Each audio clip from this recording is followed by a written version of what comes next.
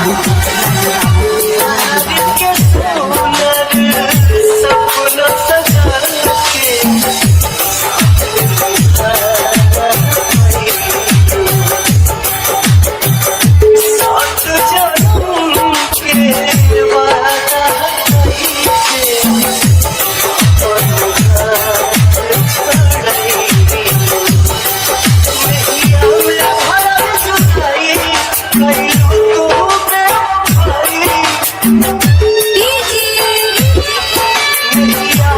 राजू बाबू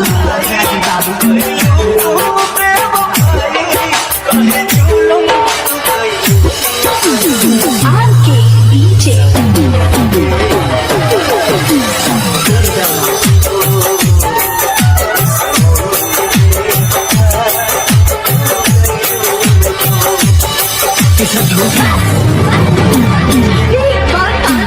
झूठ हो सकेला हाँ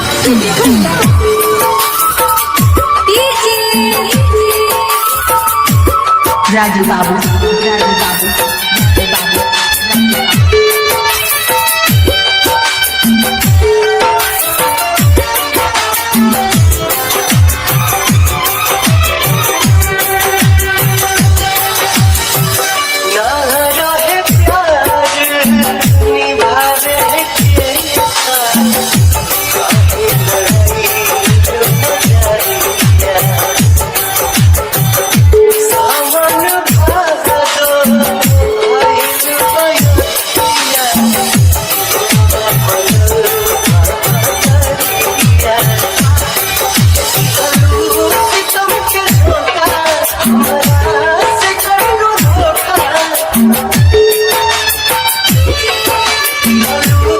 राजू बाबू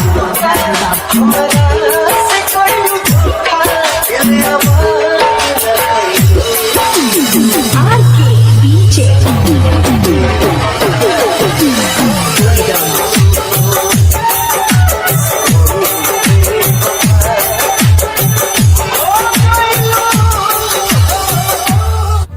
जिस गाने पे वीडियो शूट किया था भाई वो गाना कॉपीराइट क्लेम आ रहा है, इसीलिए मैंने दूसरा गाना लगा दिया। बहुत जल्द उसी गाने पे रियल वीडियो आएगा। Thank you so much. Hello guys, कैसा लगा मेरा वीडियो? मुझे उम्मीद है आप लोगों को मेरा वीडियो पसंद आया होगा। तो गाइस इस वीडियो में बहुत मेहनत मैंने किया है, बहुत मेहनत लगी हुई है।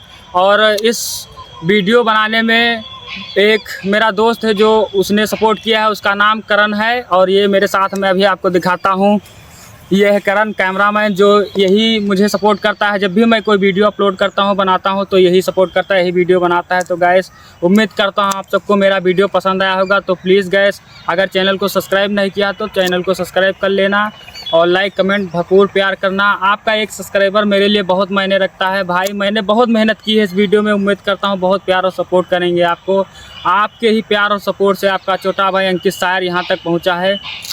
तो प्लीज़ गाइस हाथ जोड़ के निवेदन है, आगे भी ऐसे ही प्यार और सपोर्ट करते रहिए, अपने छोटे भाई को आगे बढ़ाइए। आपका एक सब्सक्राइबर मेरे लिए बहुत मायने रखता है। आपके प्यार और सपोर्ट के बिना आपका छोटा भाई अंकित सायर कुछ भी नहीं है। जो कुछ हूँ तो आप लोगों के प्यार और सपोर्ट से है। मैंने बहुत मेहनत की इस वीडियो में यार, और बहुत एंजॉय भी किया है इस वीडियो को बनाने में। मुझे बहुत मज़ा आया है और बहुत सारे लोग हैं यहाँ पे, दिखाइए इधर, इन्होंने भी सपोर्ट किया है।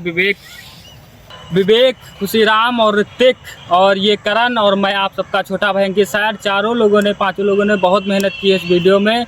तो आप लोग चैनल को सब्सक्राइब कर लेना ताकि मैं जो भी वीडियो अपलोड करूं और आप तक मतलब नोटिफिकेशन पहुंच जाए। चलिए मिलते हैं नेक्स्ट वीडियो में। जय हिंद।